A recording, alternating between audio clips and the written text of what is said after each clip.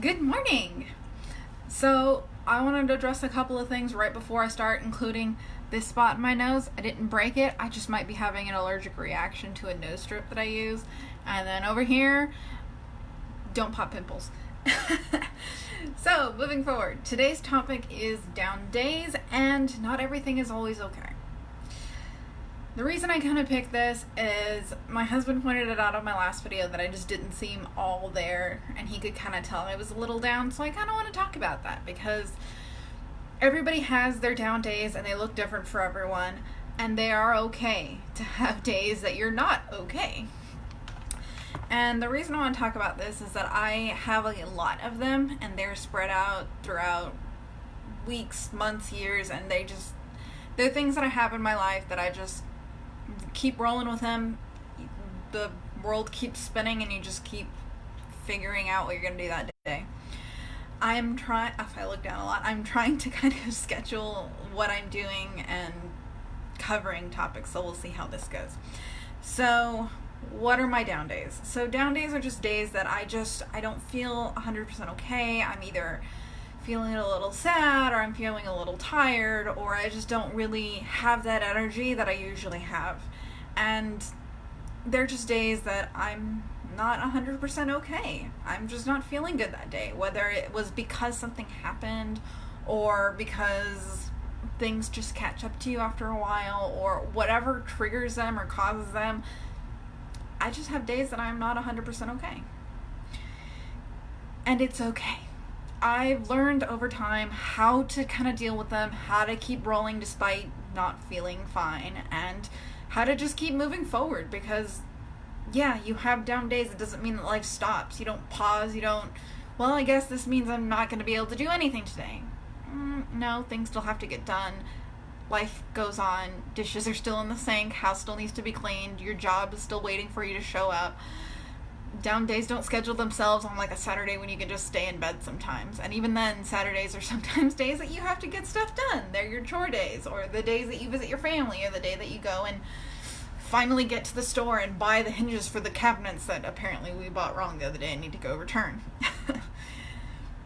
But it took me a while to get there. So when I was younger, I remember that I was going through a really, really hard time because, and I know everybody says that, when you're young, you're dramatic, but I'm sure I remember being like 15, 16. I'm sure hormones and being young and being over dramatic had everything to do with it. But at that time, I was just super sad all the time. I was upset and I was frustrated. I felt like I didn't have enough friends, and we've talked about that before. And I remember just being so blue, and I just let it get to me. I let it bring me down to a new level of just, I debated whether or not it was worth continuing going. And it's not something I'm super proud of, because it's not something you should ever question, whether or not you should continue to keep breathing. And fortunately for me, it never got past wondering. It was always just like in that phase of, should I keep going? And I managed to talk myself out of it every time, of going further than that to actually contemplating. And it's not something I like talking about because it feels like a moment of weakness, but I want to talk about it because I hope that maybe somebody will hear it and think, okay, well, maybe it gets better. So at this point, let's see. I remember I had already started dating. I was questioning friendships. I was questioning relationships, and it was just hard. I felt excluded, and I felt misunderstood.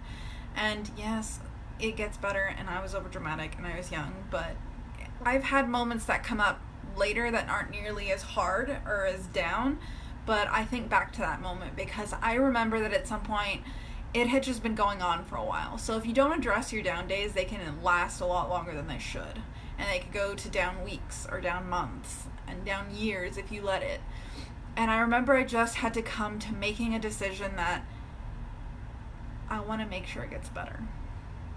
That for me, being Catholic, I just broke down and prayed, and I said, God, just give me the strength to get through this hour, through this day, through this week, through this month, through this year. Just help me continue to put one foot in front of the other. Help me to find the one thing that happened today that made everything okay. Whether that was I got to have ice cream. I got to eat food that I like, whether it be that, I don't know, I just get to have a fun moment with my family.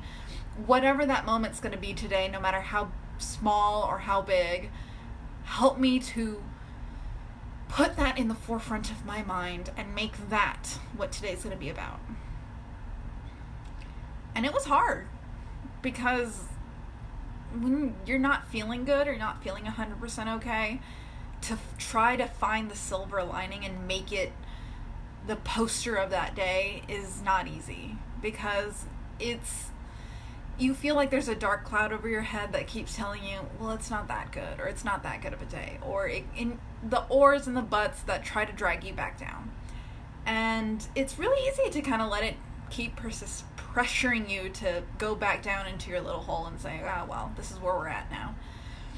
But I made the decision, and I continue to try really hard to make the decision not to let it get to me. Not to let that be the day that I just stay stuck in it and let it last. Because there's so much more going on. Every day brings something new. Every day that you either meet people or you experience something that's fun and exciting, and that can taint that moment. It can color it in a bad light, and it can make it less exciting than it should have been. And I didn't want to let that happen. And I had to decide that I wasn't going to let it drag on anymore. So I pushed forward, and I said, I'm still going to try to do stuff, but I'm going to do it in a way that's easy for me. So what I've decided to start doing is taking things one day at a time, one moment at a time, when I wake up feeling like that. So yesterday was one of those days. I woke up and I was not feeling it. I didn't want to. Everything that I was upset about or frustrated with just kind of came to the forefront of my mind. So like job searching, am I doing enough at the house? Am I doing enough of this? And am I living up to all of the stuff that I need to be? So I said, I'm going to take this one day, one moment at a time. So I got up, and the hardest part is always starting, especially when I'm feeling like this. So I get out of bed, and I get to the bathroom. Step one. And I just find it in me to celebrate that. Yes, I'm out of bed, and I'm in the bathroom, and I'm ready to start that routine. That's, whether that's using the restroom, whether that's washing your face, whether brushing your hair, brushing your teeth, like the whole 9 yards. It's like I'm in here, and I can start. I'm up. Step two. And I start just taking things one step at a time, putting one foot in front of the other. Okay, wash my face. I have a face wash routine in the morning, and so I do the whole routine. I've brushed my teeth, I take off my glasses, I put on my contacts, and for whatever reason, I guess just I've been wearing contacts so long that putting them on and taking off my glasses just kind of wakes me up. It's like, okay, I'm up, and it's time to start the day. And I still can't explain it. My sister, who also wears contacts, explains it the same way, and I'm like, cool, I'm not crazy, or we're both crazy. Either way, we get the contacts in, we've got our face washed, we've brushed our hair back, we're ready. And then I get stumped with, what do I do with my hair? So every time I get a new haircut, I'm in love with it, and then I have to figure out or relearn how to style my hair. And so my hair had been long for so long, only because I was trying to grow it out for my wedding, because I hate being told no, and I was like, I really want like a really fancy updo, and I know I don't have a lot of hair, so I need to grow it long, so at least there's more of what I have very little of. And so I cut it almost right after the wedding. I think it was the next day that I cut it, and then it wasn't short enough, and so I cut it again. And so if you see, there's very little of it left. And I had to relearn how to style it. So that tried to stump me that morning, because it was like, well, what am I supposed to do now? There's nothing I can do. I can't just throw it up in an easy ponytail. So I put a headband on. Because why not? And I took the next step. Go and make my coffee in the morning. Next step. Finding the energy to cook sometimes when you're just by yourself, if it's like just you staying home or there's really nothing else like pushing you, it's really easy for me. And I don't have an eating disorder, and I don't have anything that's like causing any concern. So please, if you're worried about me calm down, I'm okay, I eat. But it's hard sometimes to find that motivation to make food. And it's not because I feel anything about my weight or I'm any concerned about that, or even money-wise. Like, we're fine. I can go buy food. I can literally go down the street to a McDonald's and buy food if I wanted to. It's not eating. It is the effort in making it or preparing it. And it's mostly just, if I wake up late, I'm debating whether I should eat breakfast or lunch. And it's mostly my fault. I should just eat whatever I want. But if it was that easy, I'd do it. And sometimes it's not. So it's like, okay, well, what should I eat? And if I get stumped there and I let it stump me, I'll just procrastinate enough that it's like, okay, well, it's lunchtime. And if it's a late lunch, then... And so I just, you know what? Easiest thing in the world. We have cereal, we have milk, portable, ate it. And that's what helped me get over my low days. Not forcing myself to be peppy, but putting easy steps one in front of the other. Wake up. What's the first thing you do in the morning? I brush my teeth, or I use the restroom. Whichever one is more pertinent in that moment. If I really have to be, I have to get up and be. So just taking one easy step after another. Get up, use the restroom, brush your teeth, wash your face, do something with your hair. Whether that's put it up, clip it up, put a headband on, do something. If you don't want to do anything, just brush your hair, part it the way you want. Next step, breakfast. If that's too hard to stump me, find the easiest, quickest thing that you can do. For me, it's cereal. Just pour a bowl, pour some milk, and now you have to eat it. Because if you don't eat it right away, it gets soggy and it gets gross, and I'm not a person who really likes soggy cereal. So, forces me to kind of sit down, eat your cereal, drink your coffee. Next step. Now, most people, next step is go to work. And then you have your list of tasks that you have to do. It's a little bit harder for me to get over these days when I don't work, because then what? So right now it's this blog, and it's getting the effort, and you almost saw my blog yesterday from the couch of the living room with a cat on my lap because I could not figure out if I wanted to get up, because I had every excuse in the world to stay there, mostly because my husband likes to keep the house super cold. Yes, to my parents, I know it's cold, and I'm very cold too. But out of the two of us, he complains more than me about the temperature, so I leave it the way it is, and I just have blankets all the time. So easy for me just to stay there on the couch and just like, what if I just do the live from the couch today? It doesn't matter, right? Nobody cares. Consistency. I thought, and I said, no, you're going to get up and you're going to go to the vanity, which is literally in the next room. You're going to turn on the light and you're going to set your camera up and you're going to do the live where you always do it. Fun. I just get up, moved over here, sat down, did my topic. And it was a little bit low energy, mostly because it was just one of those days, and we got it done. Checked off a box, and it feels good to check off boxes as you go. And so if that physically checking off a box helps you, make a list. Check off your boxes. For me, it's just mostly like feeling that I got a thing done. So I don't have a physical list, but I have my mental list. And then after that, it's like, oh, okay, what's next? So I always feed the cats at about 9 o'clock, and then I feed them at 9 in the evening because I try to keep them on that schedule so that they don't wake us up in the morning. Or they don't wake us or like bug us as we're going to sleep. So they kind of leave us alone throughout most of the day. If they've learned their schedule, which they still cry at like 8 o'clock because it's like, come on, Mom, it's almost breakfast time. And it's like, no, it's not. You get fed at 9 o'clock. So I feed them, I do my live, and then I kind of run out of things that immediately require doing in my routine. So then it's, what chore are we going to do today? And for me, the hardest part is always starting, so it's easier just to go back and sit on the couch. And when I'm having a down day, it's just overwhelming almost to feel like I'm not getting anything done. So what I usually have to figure out doing is, if I have the opportunity and I'm not working, is do what's going to give you some immediate happiness. And if you have a down day on a weekend or you have it on a vacation day, that might be what approach that you have to take or what you can take at that moment. And it's what is going to make you immediately happy.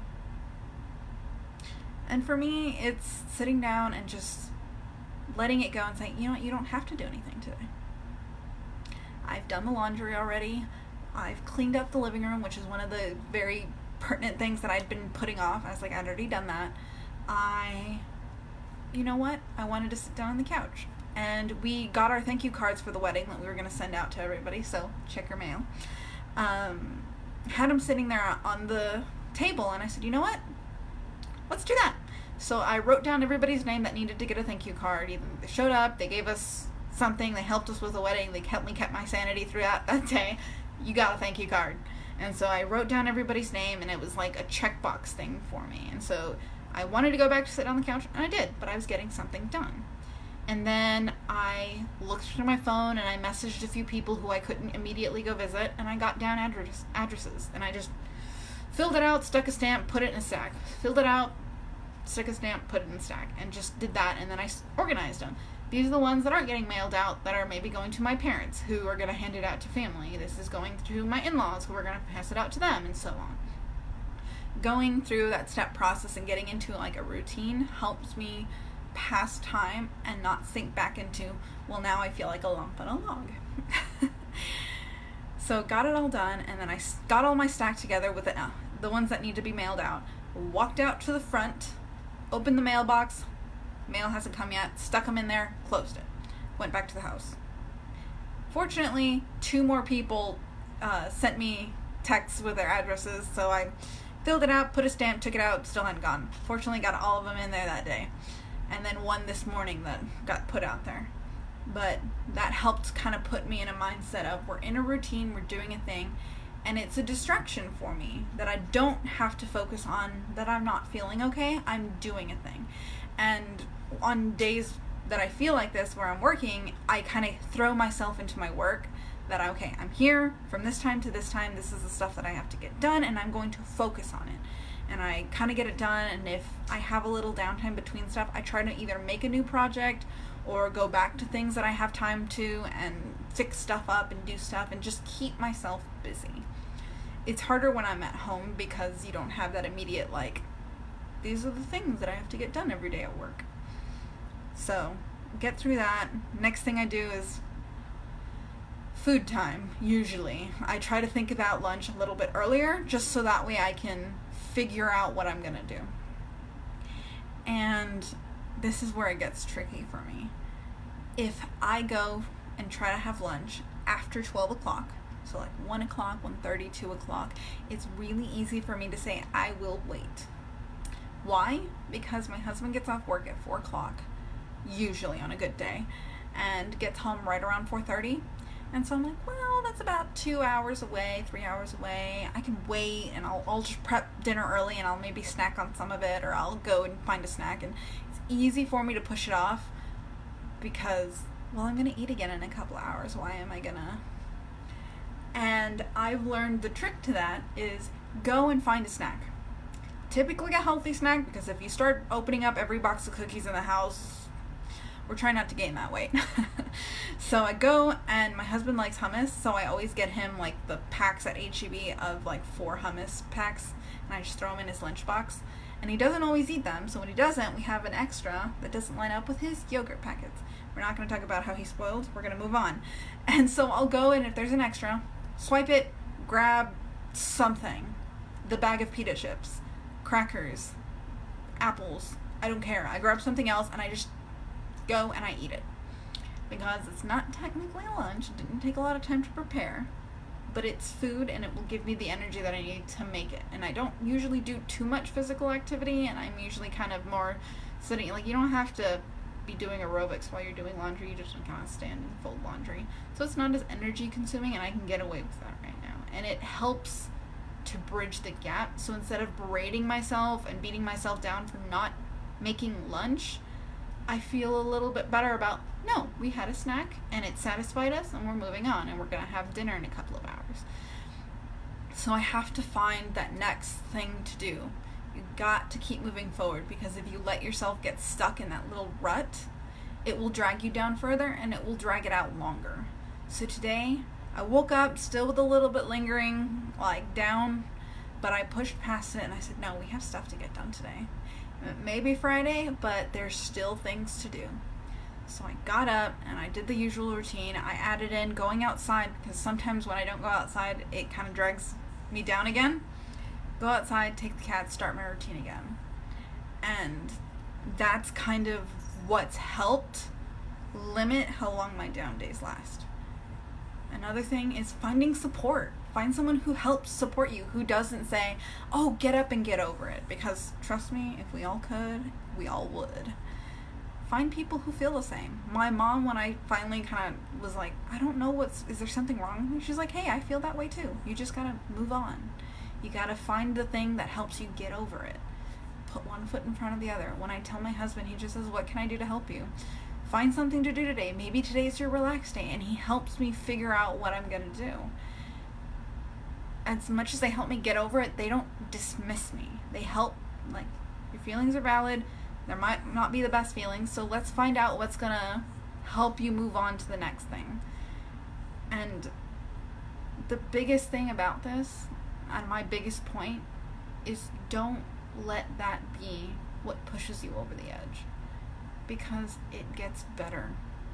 As soon as I get over one of these days, I can feel that energy coming back, and I feel the next good day coming.